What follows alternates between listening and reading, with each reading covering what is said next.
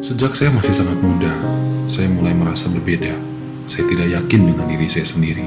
Saya tidak semantap orang lain. Saya tidak setegas mereka. Saya dihantui ketakutan dan kecemasan. Saya sangat peka terhadap hal-hal tertentu. Apa yang dianggap remeh oleh anak-anak lain seakan-akan menggelisahkan dan mengganggu saya secara lebih mendalam. Perbedaan-perbedaan emosional ini membuat saya merasa sendirian dan sangat sadar akan diri saya sendiri. Saya mulai membandingkan diri saya dengan orang lain dan mendapati bahwa saya serba kurang. Saya mengkritik diri saya sendiri, menghukum diri saya sendiri, dan menghakimi diri saya sendiri. Mungkin saya merasa tidak berharga, tidak berguna, dan mudah-mudahan tidak penting bagi siapapun. Saya merasa bahwa saya tidak dimengerti, saya tidak diterima, dan saya mulai menjalankan suatu kehidupan sembunyi-sembunyi, penuh kepura-puraan dan penyangkalan, dan menutupi keadaan batin saya yang sebenarnya dengan penampilan semu, melindungi diri dan menampakkan kepribadian lain. Sebagai akibatnya, saya meninggalkan masa kanak-kanak dengan sebagian besar kepribadian saya yang terkubur, tak terselesaikan ataupun hilang. Secara kronologis, saya terus bertumbuh tahun demi tahun. Tetapi secara emosional, saya tetap terpaku pada masa kanak-kanak yang tidak terselesaikan. Terutama sekali saya merasa malu. Malu ialah suatu perasaan karena tidak sempurna atau gagal menjadi sebuah pribadi. Malu ialah perasaan bahwa diri saya seolah-olah tidak cukup baik atau memadai. Perasaan malu mengatakan bahwa seharusnya saya menjadi seorang lebih baik atau berada atau berbeda dari diri saya sebenarnya. Perasaan bersalah karena sesuatu yang saya lakukan yang tidak dapat diterima. Perasaan tersebut tidak sama dengan malu. Malu berkaitan dengan keadaan diri saya yang sebenarnya yang tidak dapat diterima. Sebagai perasaan yang tidak enak dan tidak dapat diterima itu benar-benar terjadi pada diri saya. Tetapi saya menyembunyikannya terhadap diri saya sendiri. Dengan menyembunyikan perasaan-perasaan itu, berpura-pura bahwa perasaan-perasaan itu tidak ada, berarti merasa bahwa diri saya tidak ada. Sebab ketika saya masih kanak-kanak, diri saya adalah ungkapan dari apa yang saya rasakan. Menyatakan bahwa perasaan-perasaan itu tidak ada berarti mengatakan bahwa diri saya tidak ada. Saya hanyalah sesosok tubuh, suatu cangkang tanpa kepribadian. Perasaan-perasaan dari batin kanak-kanak yang sensitif itu tetap terluka dan tersembunyi di dalam diri saya meskipun sekarang saya telah dewasa. Perasaan-perasaan saya sering tidak sesuai dengan usia saya. Sebagai contoh, saya mengkritik dan tidak menyukai perasaan-perasaan seperti kemarahan, ketakutan, ketidaklayakan, ketidakamanan, dan khususnya perasaan-perasaan seksual saya. Saya tidak mempercaya perasaan-perasaan itu. Hal ini sangat mengganggu saya. Saya tidak mempercayai diri saya sendiri dan saya tidak membiarkan orang lain mengetahui siapa diri saya yang sebenarnya. Suatu penolakan diri yang mendalam terjadi dalam diri saya. Dengan penolakan diri sendiri itulah lenyap juga perasaan diri saya sebagai seorang laki-laki. Suatu perasaan aman akan identitas kelamin saya. Dengan demikian, saya merasa adanya suatu kekosongan karena bingung akan identitas tentang jenis kelamin saya. Ketika saya mulai bertambah dewasa, saya mulai menemukan suatu hal lain yang membuat saya malu. Saya mulai harus mengakui kepada diri saya bahwa saya lebih cenderung merasa ingin tahu dan tertarik kepada pria-pria lain daripada kepada lawan jenis saya. Saya menyukai perhatian mereka. Saya menyukai perhatian khusus dari satu orang ini. Saya mendambakan perhatiannya. Saya membangkitkan minat saya. Saya cemburu padanya dan saya ingin menjadi seperti dia. Sikapnya, perilakunya, caranya berjalan dan berbicara dan memandang mempesona saya. Sekarang, bahkan saya mulai menginginkan suatu hubungan yang lebih dengannya, suatu keintiman bersamanya. Saya sedang mencoba untuk menciptakan kembali bagian dari diri saya yang hilang. Saya mulai lebih dewasa dan segalanya beralih pada masalah seksual. Saya merasa terkejut dan sangat senang bila seseorang sesama jenis saya memeluk saya. Suatu sentuhan, rangkulan di bahu yang bersahabat, sebuah tepukan di punggung merupakan hal-hal yang sangat berarti bagi saya. Senggolan dari rekan sejenis terhadap diri saya terasa begitu nyata dan membuat saya membutuhkan lebih banyak kontak, lebih banyak keintiman dan keakraban. Ketelanjangan, pornografi, nafsu dari mata saya, jatuh cinta, menjadi terikat secara emosional, merasa cemburu dan kosong tanpa dia. Semua hal itu mulai menguasai diri saya. Akhirnya, saya harus mengakui hal itu. Saya harus mengucapkan kata-kata ini dalam diri saya. Saya adalah seorang homoseks. Saya mulai menyerah kepada perasaan-perasaan dan pikiran-pikiran dan keinginan-keinginan. Dan barangkali bahkan sudah mulai berbuat sesuatu. Saya merasakan kelepasan, kelegaan. Saya telah mendobrak hambatan. Segalanya begitu meresap dan kuat. Bagaimana mungkin saya dapat menjadi pribadi yang lain dari ini? Bagaimana hal ini dapat berubah? Bagaimana mungkin saya dapat berbahagia tanpa hal itu semua? Bagaimana mungkin saya dapat menyangkali apa yang tampaknya begitu diperlukan, begitu wajar, begitu penting? Saudara-saudara, kita tadi sudah mendengarkan sedikit curahan hati seorang yang mengalami orientasi seksual homoseksual. Saudara-saudara, hari ini kita akan membahas satu bagian yang sangat sensitif sebetulnya, dan saudara-saudara, LGBTQ yang sekarang ini berkembang merupakan sebuah fenomena, sebuah kelompok, sebuah organisasi bahkan yang mendunia dan dikenal, dan saat ini sudah menjadi tantangan bagi masyarakat, bagi gereja, bagi negara untuk bisa memahami sebenarnya bagaimana kelompok ini ditempatkan. Nah, saudara-saudara yang dikasihi Tuhan,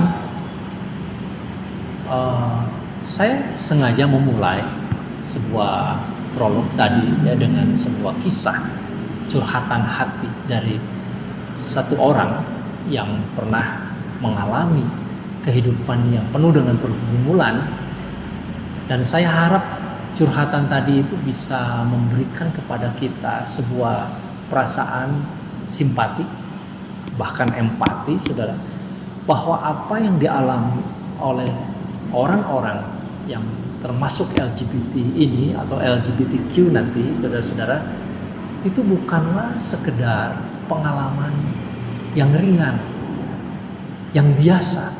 Ini adalah sebuah gejolak emosi yang sangat besar, yang luar biasa, saudara-saudara, yang hanya mereka sendiri yang bisa merasakan sedalam-dalamnya. Sedangkan bagi orang-orang yang bukan kelompok LGBT, tentu saja kita mungkin cuma bisa menaruh simpati begitu ya, tetapi tidak bisa merasakan sedalam-dalamnya.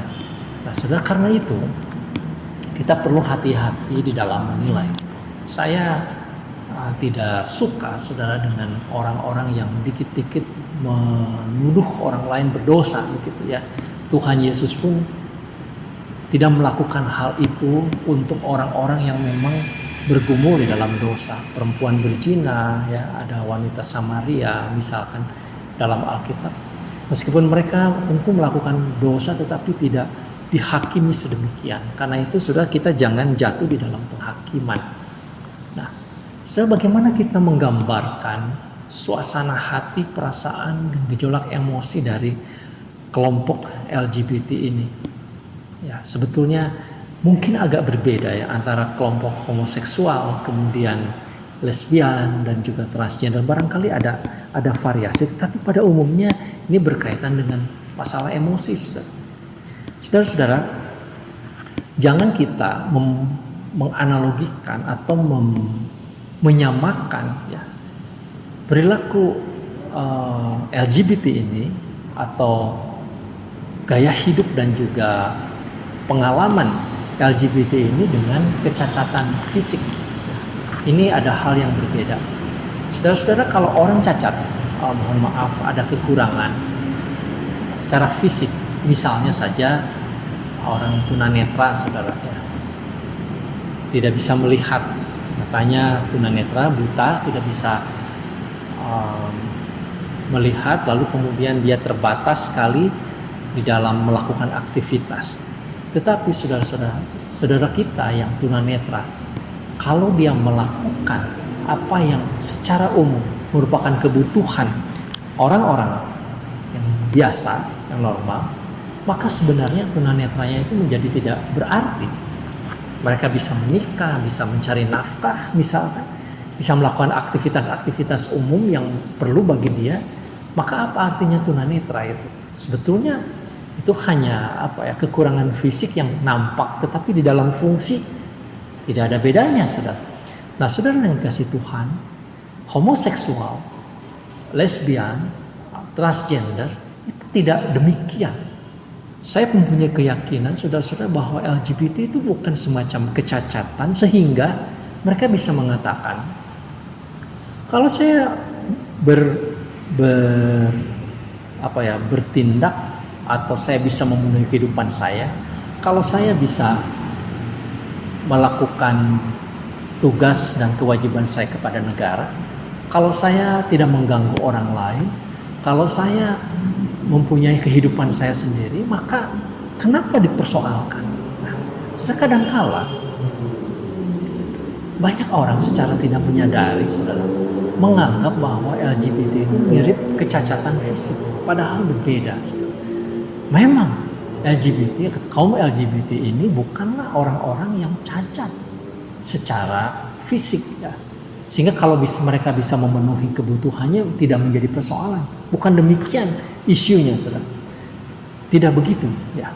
Ini bukan persoalan mereka pribadi. Masalah LGBT ini menjadi persoalan bersama kita sebagai masyarakat. Agak susah dianalogikan. Ini apa sebetulnya, saudara, ya. Tetapi mungkin saya mau mengambil satu pendapat ya dari seorang yang mantan LGBT juga, yang sudah bertobat, sudah menjadi konselor, saudara. Dan dia mengatakan bahwa homoseksual, lesbian, atau LGBT pada umumnya, saudara-saudara, itu seperti mengalami gejolak emosi yang kalau dianalogikan itu seperti berjalan di air yang mendatar, yang air sungai yang kecil pada masa kecil. Air sungai yang kecil itu semata kaki, katakanlah begitu nyaman, dingin, ya kalau kita berjalan di air itu seperti itu, saudara. Nah, tetapi ketika berusia 15 tahun katakanlah, ya, seolah-olah si anak ini masuk ke air sungai yang semakin dalam, seleher dia.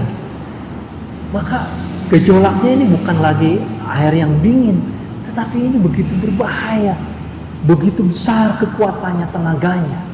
Nah bayangkanlah kalau air sungai itu mengalir di tengah-tengah situasi yang dalam seperti itu, tiba-tiba dihambat, ditutup oleh batu-batu, air yang begitu deras itu ditutup, sehingga air yang begitu deras itu mau tidak mau harus mencari jalan yang lain. Maka air sungai itu mengalirlah, ya, membludak ke pinggir sungai yang lain, menjadi satu aliran yang baru, tumpahan yang baru. Nah, saudara-saudara, kira-kira begitulah gejolak emosi dari kaum LGBT.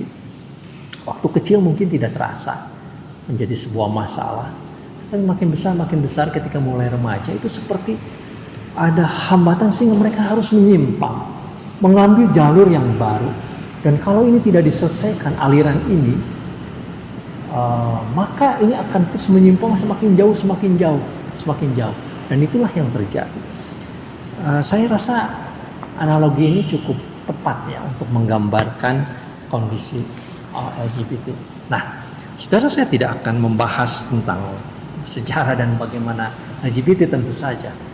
Yang saya ingin soroti, saudara, meskipun kita simpatik, kita empati, kita tidak boleh mendiskriminasi kaum LGBT, meskipun kita tidak boleh menghina, mengejek keadaan mereka, tetapi saudara, kalau kita membaca Alkitab, ada satu hal yang penting juga kita ketahui, dan juga kaum LGBT perlu ketahui, apa yang dinyatakan di dalam Alkitab tentang perkawinan.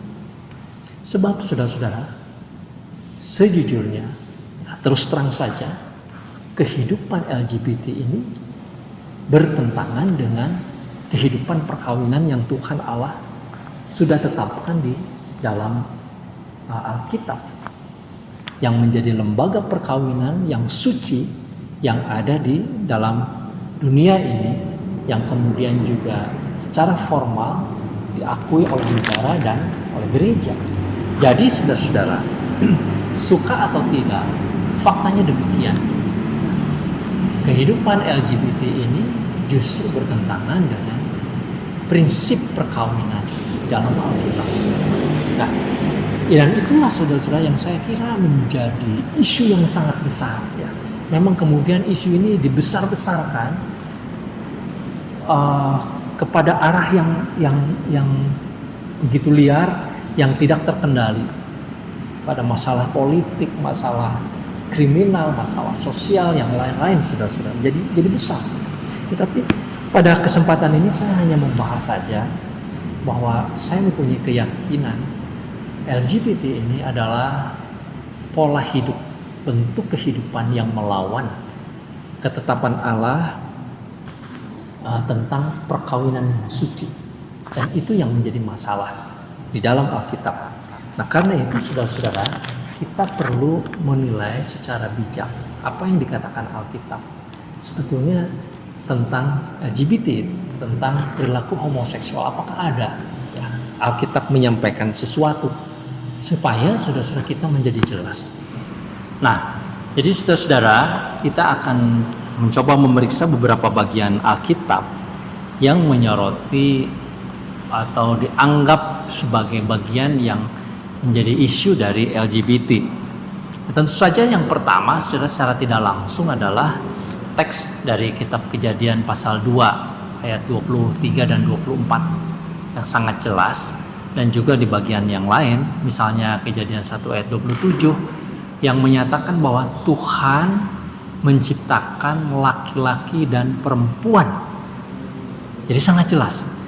Saudara-saudara, kalau LGBT diizinkan atau merupakan bagian dari rencana Tuhan di dalam perkawinan, maka tentu saudara-saudara Tuhan akan menciptakan laki-laki dan perempuan misalkan, atau laki-laki dan dua perempuan, atau menikahkan perempuan dan perempuan, atau bagaimana.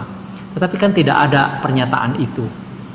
Jadi saudara-saudara, secara implisit, secara tidak langsung kita meyakini bahwa dari sejak awal rencana Tuhan tentang pernikahan adalah laki-laki dengan perempuan.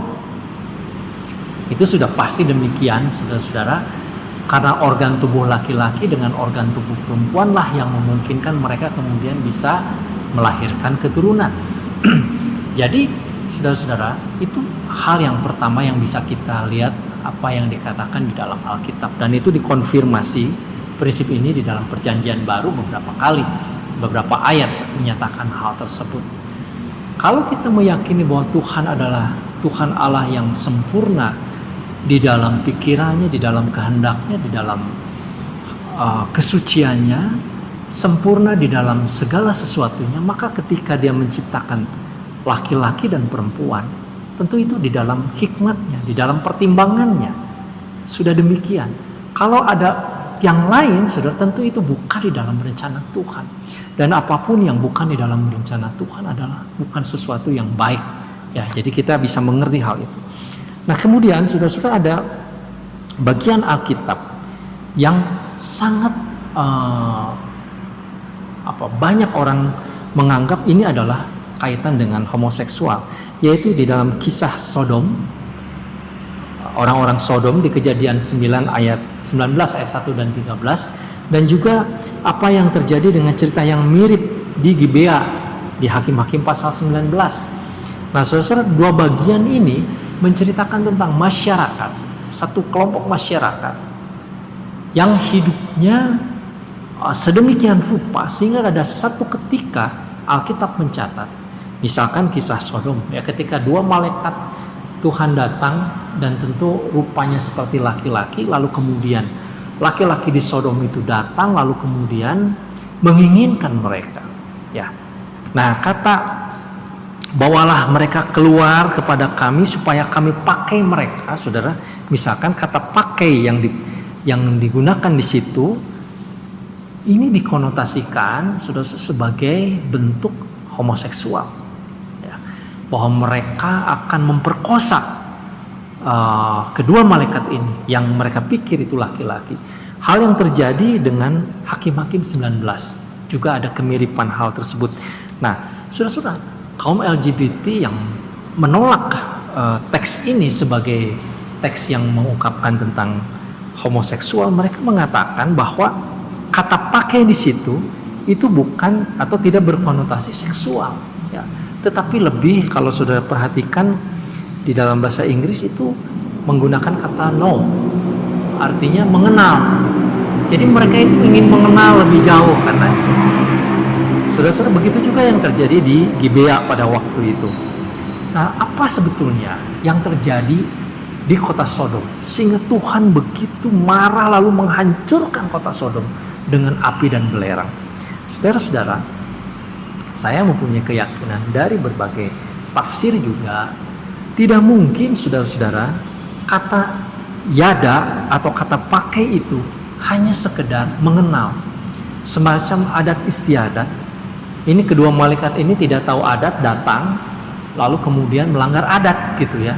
Harusnya kulo nuwun dulu, datang dulu kepada ketua adat, lalu kemudian bersilaturahmi, minta izin. Nah, masa gara-gara itu saudara Tuhan lalu menghanguskan Sodom dan Gomora? Tentu ada yang lebih dari itu. Dan sebetulnya kata yada ini, kata pakai itu memang berkonotasi seks, ya. Saudara kalau membaca kisah secara utuh, kisah Sodom, pada waktu itu Lot bahkan ingin menyerahkan kedua anaknya perempuan sebagai penukar dari kedua malaikat, karena Lot tahu bahwa ini adalah malaikat Tuhan. Jadi saudara-saudara, penukaran ini tentu berkonotasi seksual. Untuk apa Lot menyerahkan anak-anaknya kalau bukan dipakai, diperkosa atau diperlakukan secara seksual?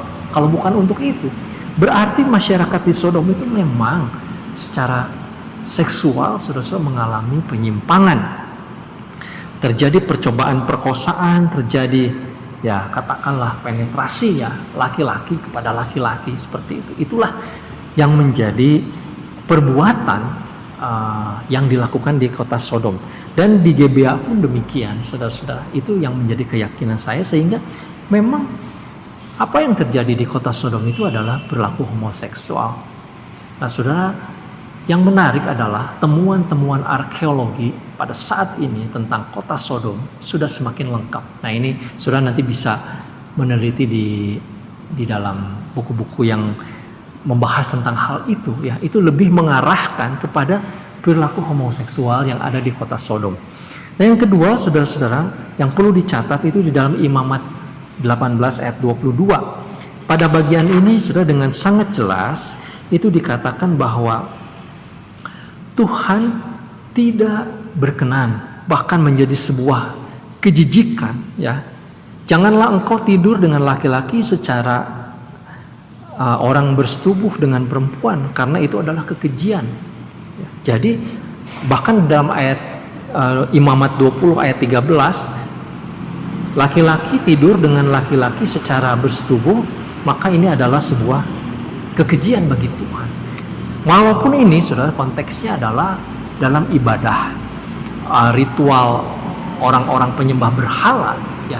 Tetapi tentu Tuhan mengatakan cara begitu, entah itu di dalam ritual, apalagi juga di dalam kehidupan sehari-hari, itu adalah sesuatu yang najis, sesuatu kekejian bagi Tuhan. Ya. Jadi cukup jelas. Di Perjanjian Baru, saudara-saudara, di dalam surat Roma pasal 1 ayat 26 ayat 27, di dalam ayat ini Rasul Paulus dengan tegas mengatakan, karena itu Allah menyerahkan mereka kepada hawa nafsu yang memalukan, sebab istri-istri mereka menggantikan persetubuhan yang wajar dengan yang tidak wajar. Demikian juga laki-laki meninggalkan persetubuhan yang wajar dengan perempuan dan menyala-nyala dalam birahi seorang terhadap yang lain, yaitu laki-laki dengan laki-laki, sehingga mereka berbuat mesum laki-laki dengan laki-laki. Karena itu mereka menerima dalam diri mereka balasan yang setimpal untuk kesesatan mereka. Saudara-saudara, yang digambarkan oleh Rasul Paulus ini adalah perilaku kehidupan orang-orang yang tidak percaya kepada Tuhan. Ini sangat eksplisit, ya. Ada yang wajar, ada yang tidak wajar. Apa yang wajar? Yang wajar tentu yang mengacu kepada pernikahan yang sudah ditetapkan Allah ketika di Taman Eden, yaitu laki-laki dengan perempuan. Tetapi orang-orang Roma pada waktu itu sudah biasa, sudah melakukan persetubuhan perempuan dengan perempuan dan laki-laki dengan laki-laki. Saudara-saudara, bahkan kota Pompei yang dihancurkan itu, saudara-saudara kalau mempelajari atau menyelidiki, itu adalah salah satu kota gay lah ya, kota homoseksual yang kemudian Tuhan hancurkan. Nah, ada teks yang lain saudara-saudara, yaitu di dalam 1 Korintus pasal 6 ayat 9 dan 10. Di situ juga dikatakan jangan sesat. Orang cabul, penyembah berhala, pezina, laki-laki yang bersetubuh dengan sesama jenisnya. Ada ayat yang mengatakan demikian. Ini diperintahkan oleh Tuhan melalui Rasul Paulus bahwa meskipun ini adalah konteks dari budaya pada waktu itu, saudara, tetapi ini adalah kekejian. Jangan sesat. Jangan seperti orang pemabuk ya, hidup di tengah malam. Nah, ini ada beberapa ayat yang sangat jelas, saudara-saudara, yang mengatakan secara langsung ataupun juga tidak langsung bahwa Tuhan tidak menghendaki. Tuhan tidak menghendaki perbuatan homoseksual. Nah, problemnya saudara-saudara adalah begini. Bagaimana kalau kecenderungan LGBT ini tidak dilakukan di dalam perilaku seksual, tetapi hanya menjadi orientasi seks? Mungkin begitu. Dan saudara-saudara, ini menjadi pergumulan batin. Apakah hal ini merupakan dosa? Apakah hal ini sesuatu yang tidak wajar? Apakah hal ini merupakan sesuatu yang perlu disembuhkan atau perlu dipulihkan?